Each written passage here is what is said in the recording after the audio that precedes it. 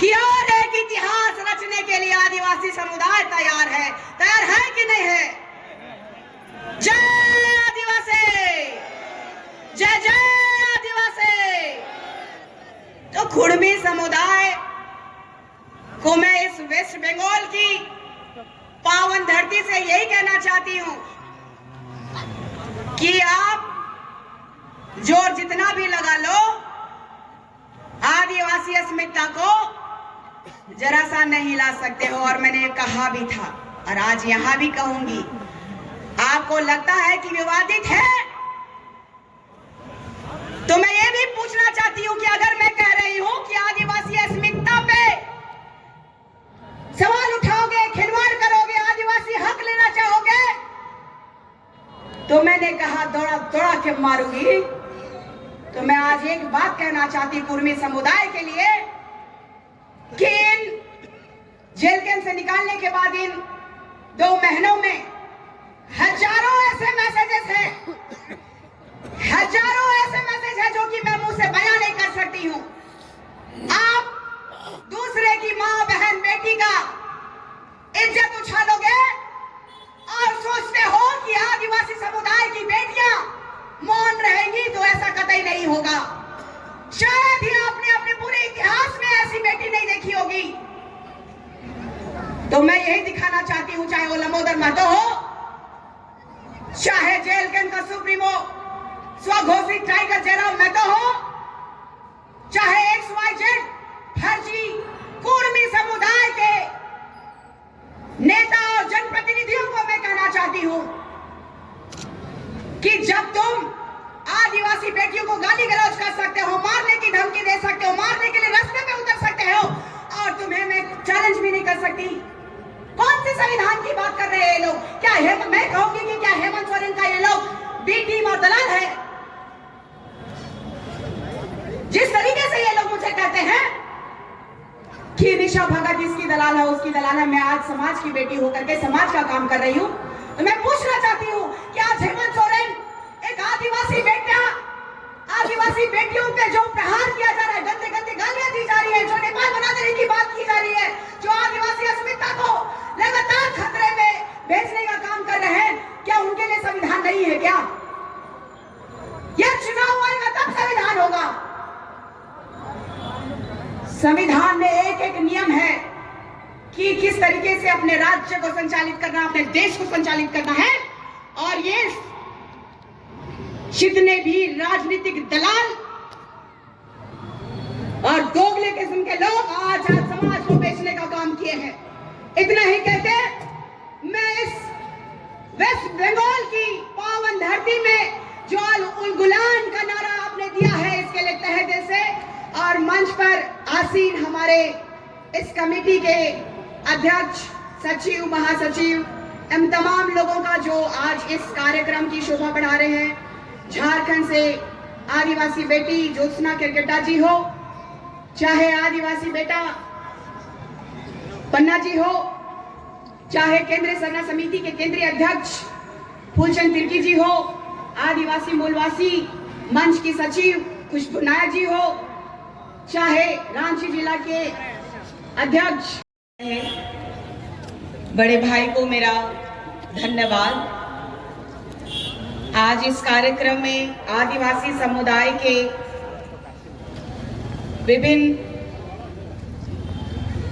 जनजातियों के अगुवागण आज यहाँ मौजूद, हमारे समाज के हमारे गार्जियन, आयो बाबा, मेरे भाई बंधु, बहनें, बच्चे, सभी को आपकी आदिवासी बेटी की तरफ से जम्मा जम्मा जोहार। आवाज नहीं आ रही है बंगाल की धरती में, आपने जो उलगुलान के लिए ये महा आक्रोश जनसभा का आयोजन किया है, इसमें आवाज नहीं आ रही है। जोहार। चूंकि झारखंड और बंगाल में कुर्मी समुदाय के द्वारा सूची में शामिल होने के मांग के विरोध में लगातार आदिवासी समुदाय, चाहे वो झारखंड हो, चाहे वो बंगाल की सड़कें हो, आज आदिवासी समुदाय इस देश का मूल मालिक सड़कों पर एक उलगुलान किया हुआ है और इस उलगुलान में एक ही नारा है, आदिवासी अस्मिता से जो खिलवाड़ करेगा उसको आदिवासी जवाब देने का काम करेगा। इस संविधान का आदिवासी समुदाय बहुत सम्मान करता है। आदिवासी समुदाय ने इस संविधान से परे इस भारत देश में कोई ऐसा कार्य ना किया हो जिससे कि विभिन्न समाज के लोगों के द्वारा उंगली उठाया जाए। आदिवासी समाज इस देश का मूल मालिक है। इस संविधान के तहत आने वाला न्याय का मंदिर सुप्रीम कोर्ट ने भी कहा है कि आदिवासी इस देश का मूल मालिक है। आदिवासी एक ब्रांड है। तो ये राजनीति करने वाले विभिन्न राज्यों के माननीय मुख्यमंत्री, मंत्री, विधायक एवं जनप्रतिनिधि लोग आज सिर्फ पार्टी के चाटुकारिता के रूप में रह गए हैं। ये दुर्भाग्य का विषय है। ना जात था, ना पात था, ना हिंदू था, ना मुसलमान था, ना सिख था, ना ईसाई था, तब भी हमारा आदिवासी समुदाय था। ये दुर्भाग्य का विषय है कि आज आदिवासी समुदाय अपने जल जंगल जमीन के लिए लड़ रहा है, आज अपने अस्तित्व को बचाने की लड़ाई लड़ रहा है और आज कुर्मी समुदाय आदिवासी बनना चाह रहा है। ये कुर्मी समुदाय आदिवासी आखिर बनना क्यों चाह रहा है? कई वर्षों के बाद क्यों आदिवासी बनना चाह रहा है? क्यों? 1871 ईस्वी में आदिवासी समुदाय को आदिवासी माँ के पेट से बच्चे जब पैदा होते थे तो उन्हें क्रिमिनल घोषित कर दिया जाता था। उसके बाद आप देखिएगा 1901 में इन लोगों को किसान कहा जाता है, कृषक कहा जाता है कुर्मी समुदाय को। 1901 के बाद ये 13 की बात करते हैं। 13 के बाद ये लोग लगातार कुर्मी समुदाय के लोग, चाहे 1926 की बात कीजिए, 1929 की बात कीजिए, चाहे 1931 की बात कीजिए, लगातार कुर्मी क्षत्रिय महाधिवेशन का आयोजन इन लोगों ने इस भारत के संविधान में विकास के लालच में इन्होंने आदिवासी बनना स्वीकार नहीं किया। तो क्या अब आप स्वीकार करेंगे कि आदिवासी मरेगा, कटेगा? आदिवासी ना मुगलों से डरा, ना अंग्रेजों से डरा, तो ये फर्जी कुर्मियों से डरेगा? आवाज नहीं आई। ये फर्जी इतिहास रचने वाले कुर्मियों से डरेगा? नहीं डरेगा। तो इनको इतिहास बताने की आवश्यकता है। जिन्होंने इतिहास अच्छे से पढ़ा नहीं, पढ़ाई पूरी की नहीं, वो लोग आज राजनीति में आकर के समुदाय खेलने का काम कर रहे हैं। मैं छोटा सा अपना परिचय देना चाहूंगी, इजाजत है? मैं गुमला जिला, जो झारखंड के एक छोटे से गुमला जिला गांव की एक आदिवासी बेटी, मेरे 2 भाई और मैं अकेली लड़की। मेरे पिता झारखंड के आंदोलनकारी श्री हांदू भगत जी, उनके विचारों को देखा। उन्होंने बताया, इतिहास बताया कि कैसे हमारे वीर शहीद संघर्ष करते रहे।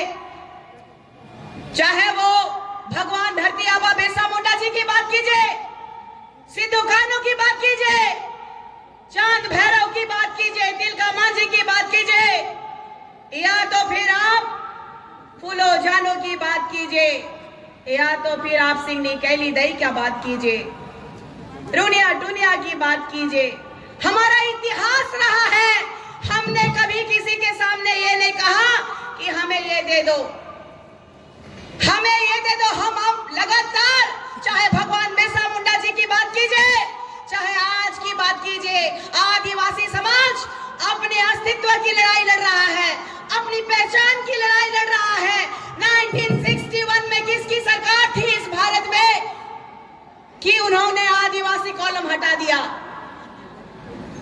क्यों हटा दिया गया आदिवासी कॉलम? और आज भी हम लगातार आदिवासी कॉलम के लिए जूझ रहे हैं, लड़ रहे हैं। हिंदू का है, मुसलमान का है, सिख का है, ईसाई का है, लेकिन आदिवासियों का कहां है? है क्या कॉलम? कहां थे ये कुर्मी समुदाय के लोग? मैं पूछना चाहती हूं, जब जातीय जनगणना हो रहा था, अभी कह रहे हैं ना ये रंगवा सियार, लंगवा बिलार और रंगवा फर्जी टाइगर लोग कह रहे हैं अपने चंद राजनीतिक स्वार्थ चमकाने के लिए कि आदिवासी हम पैदा हुए हैं। तो भाई 1931 के बाद जनगणना हुआ, चाहे 1951 की बात कीजिए, चाहे 1961 की बात कीजिए, चाहे 1971 की बात कीजिए, चाहे 1991 की बात कीजिए, चाहे 2001 की जनगणना की बात कीजिए, तो ये दुर्भाग्य का विषय है कि इनके वीर शहीद, वीर क्रांतिकारी पुरुष कहां थे? इनके वीर क्रांतिकारी पुरुष बड़ा जात कहलाने में बिलीव करते थे और ये कहते थे हम क्षत्रिय का वंशज है, हम लव कुश के वंशज है। तो आज ऐसा क्या हो गया? इन्होंने बहुत प्रयास किया कि आदिवासी सीटों से ये लोग चुनाव जीत सके, आदिवासी सीटों से ये लोग नौकरी ले सके। अखबारों की सुर्खियों में मैंने देखा है, मैंने मीडिया में भी देखा है, ये भारत का इस संविधान के तहत चौथा स्तंभ में मैंने देखा है कि किस तरह से ये लोग फर्जी सर्टिफिकेट बना करके आदिवासी का हिस्सा खाना चाहते हैं। इन लोगों का रवैया रहा है कि किस तरीके से आदिवासी समुदाय का, जिस तरीके से सादा पट्टा में जमीन का खेल इन लोगों ने किया है, तो मैं इन मामलों को उजागर नहीं कर रही थी। क्यों?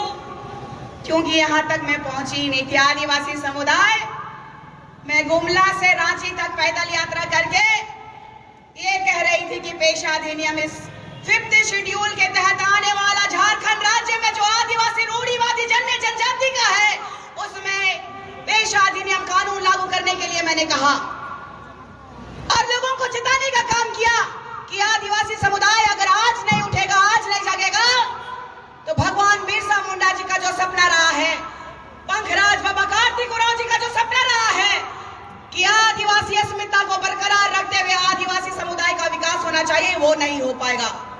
लगातार हमारे नेताओं ने, हमारे बीच से यही निकले हुए कांग्रेस के, बीजेपी के, जेएमएम के और अन्य कई दलों के नेता जो हमारे लोग विराजमान हैं, आज भूल चुके हैं कि उन लोगों को समाज का भी काम करना चाहिए। जनता के लिए, जनता के द्वारा चुनी हुई सरकार भी आज आदिवासी समुदाय से मुंह मोड़ चुकी है। ना आदिवासी कॉलम है, ना CNDSPT एक्ट का जो मान रखना चाहिए वो हो रहा है। यहाँ तो नेता भी, मंत्री भी, जमीन माफिया भी, रंगदार भी हमारी जमीनों को हड़प रहा है। ये तो बंगाल है कि ममता दीदी की छाया में थोड़ी शांति है, नहीं तो हमारा झारखंड का एक आदिवासी बेटा होने के बावजूद आदिवासी समुदाय के लिए ये प्रश्न चिन्ह बन गया है।